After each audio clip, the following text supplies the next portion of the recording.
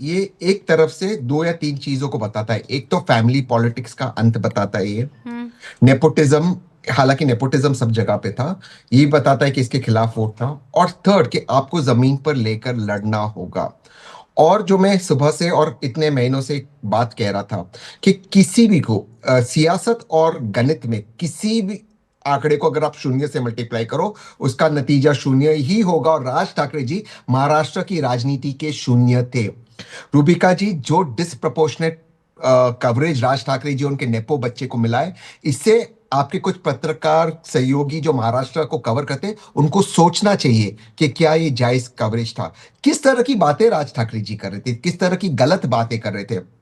इस तरह के लोगों को नफरत फैलाना, मारने की, काटने की, भाषा की बातें, क्या ये महाराष्ट्र को प्रोग्रेसिव बातें हैं? और उद्धव जी का भी नुकसान हुआ है उनके साथ जाकर। आदित्य जी का भी करियर खराब हो गया। मैं बात कह रहा हूं, ये बात जिम्मेदारी से कह रहा हूं। वो अमित ठाकरे जी एक इंटरव्यू देते हैं, रूबिका जी, एक इंटरनेशनल न्यूज चैनल को। और इंटरनेशनल न्यूज चैनल में बात करने की तहजीब ने लॉन्डे नाम का, ऐसे लॉन्डे कहते हैं। अच्छा, आप सोचिए, अभी आप सोचिए, आप थोड़ा, इंटरव्यू हो रहा है कॉर्पोरेशन के चुनाव को लेकर। वो कहते हैं अगर डैडी डार्लिंग बनेंगे मुख्यमंत्री महाराष्ट्र के, ट्रेन रोकेंगे। भाई, कॉर्पोरेशन के चुनाव में कैसे बनेंगे डैडी मुख्यमंत्री, ये भी उनको बेसिक्स नहीं पता। फिर कहते हैं ट्रेन रोकेंगे, स्टेट ट्रेन जो है केंद्र का सब्जेक्ट है। ये इस तरह की बातें, इस तरह के लोगों को फुटेज मिला है आप रूबिका कह जी। रहे हैं ये जो है, ये इन लोगों ने अपना भी नुकसान किया और साथ में बीजेपी को भारी फायदा पहुंचाया है। लेकिन वहां पुणे और पिंपरी चिंचवाड़ में क्या हुआ है, वहां तो देखिए ये लोग अलग लड़ ही रहे थे, लेकिन साथ में अजीत पवार और शरद पवार आ गए थे। मैं अभी देख रही हूँ पुणे में 165 है ना आंकड़ा, 165 में भारतीय जनता पार्टी 90 पर है। यूबीटी तो आप भूल ही जाइए, कहीं 3 पर टिकी हुई है। और पवार जो सब साथ में आ गए थे, उनका गढ़ माना जाता था, वो 20 पर है। कांग्रेस कहीं नहीं है। कांग्रेस का जन्म पुणे में हुआ है, मैं लगातार कहता हूं। पुणे में उसका जन्म हुआ, उस वक्त पूना था, फिर मुंबई में पहला सेशन हुआ। अच्छा, ये दिल्ली की मीडिया को लगता है कि पवार फैमिली बहुत पावरफुल है वेस्टर्न महाराष्ट्र में। ऐसा नहीं है। जब तक कांग्रेस के सांसद थे पुणे के अंदर 2009 तक, 2014 तक, पवार का कोई फुटेल नहीं था पुणे के अंदर।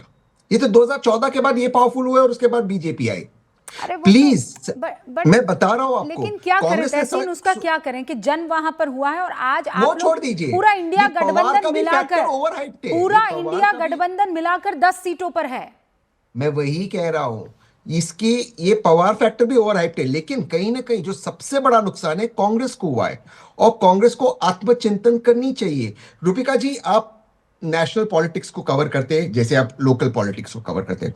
मुझे बताइए, क्योंकि मैं चाहता हूं कांग्रेस जीते। मैंने कल भी आपके शो में जीता, कहां 2029 में हम कैसे जीतेंगे?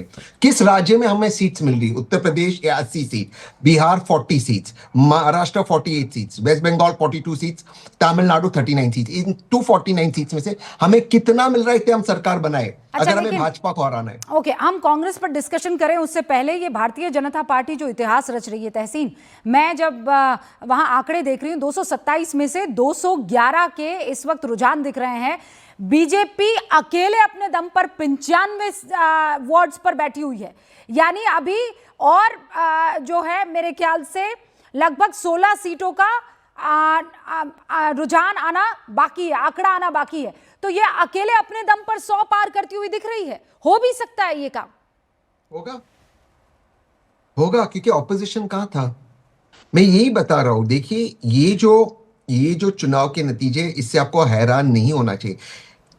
थोड़ी बहुत फाइट शिवसेना ने, यूबीटी ने मुंबई में की, बट बाकी कहीं पर फाइट नहीं था। हाँ। और इसके बावजूद कांग्रेस कोल्हापुर जीतेगी, कांग्रेस परभनी और इन जगहों पे अच्छा करेगी, और विदर्भ में अगर ठीक मैं आपसे करेगी। कहूं कि मुझे दो बड़े रीजन बता दीजिए कि बीजेपी इतनी बड़ी जीत और महायुति इतनी बड़ी जीत हासिल कर पाई है, दो बड़ी वजह। सबसे बड़ी देवेंद्र फडणवीस जी, सबसे बड़ी, हाँ। Without doubt. सेकेंड, जो उनका मैनेजमेंट था। और थर्ड, जो लोग फैमिली पॉलिटिक्स के खिलाफ वोट कर रहे हैं। मैं ये नहीं कह रहा हूं बीजेपी में फैमिली पॉलिटिक्स नहीं, मुझे गलत मत समझना। 90% टिकट बीजेपी ने भी परिवारवाद को दिया है। बट जो इमेज आ रही है कि ठाकरे फैमिली, इसके खिलाफ जो गुस्सा था, ये ठाकरे फैमिली के खिलाफ जो किसी ने उसको वो नहीं किया, उसको टच डाउन नहीं किया। जो जो एंगर है लोगों को ठाकरे पे, ये लोग दूसरे गरीबों को कहते हैं आप जाके बाकी लोगों को मारो भाषा के ऊपर, इनके बच्चे पार्टी करते 5 स्टार होटल में, खुद जाके बॉम्बे स्कॉटिश स्कूल में, दूसरे को कहते आप मुंबई का हो, तोड़फोड़ करते। ये जो गुस्सा था, ये जो एलिटिज्म था, ये एंटी एलिटिज्म वोट है। और ये सिर्फ महाराष्ट्र में नहीं, ये पूरे भारत में, पूरे हमारे एरिया में।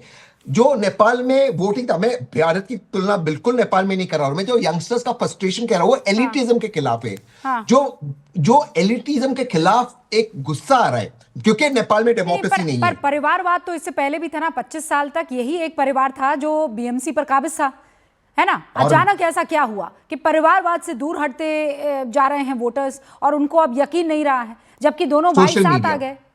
सोशल मीडिया, क्योंकि लोग देखते हैं इनके बच्चे जाते 5 स्टार होटल में पार्टिंग कर रहे हैं, एक्टर्स एक्ट्रेसेस के साथ घूम रहे हैं, और उसमें कोई गलत बात नहीं, अच्छे ब्रांड्स पहन रहे, और आपको कहते हैं नहीं नहीं नहीं, आप वड़ा पाव का स्टॉल चालू करो, आप मिसल पाव का स्टॉल चालू करो। तो लोगों 25 को साल ये में क्या हकीकत दिखाई दे डेवलपमेंट रही है। किया? ऑल राइट, तहसीन रोक रही हूँ आपको। 100% ये जनता ये सब जानती है।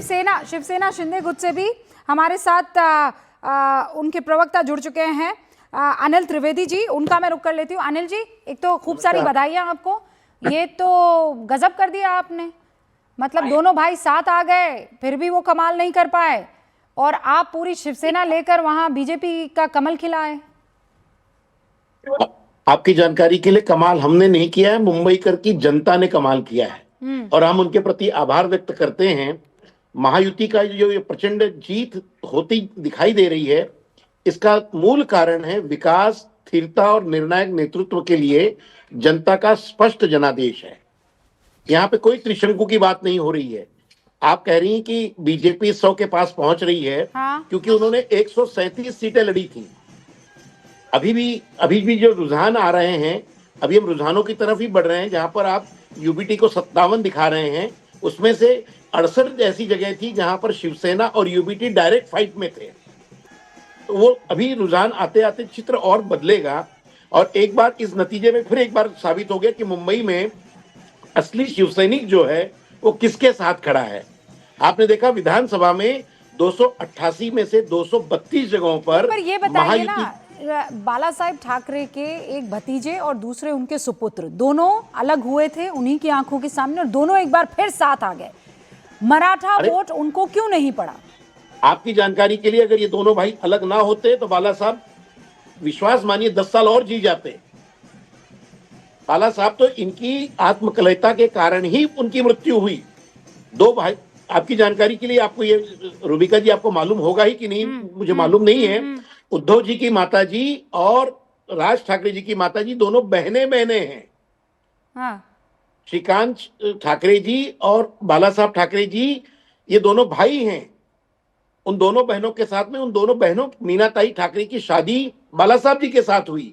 तो ये रिश्ता एकदम मौसी का था, घर के रिश्ते था, और इस कलह के कारण ही बाला साहब की मृत्यु जो है अपनी उम्र अवस्था के साथ हुई। लेकिन आज जाते वक्त उनको इतना महान कष्ट था कि ये बेटा उन्हीं के सामने उन्हीं को कह रहा था कि मैं आपके खिलाफ जा रहा हूं। जो काम बाला साहेब ठाकरे नहीं कर पाए, वो काम एकनाथ शिंदे जी ने कर दिया।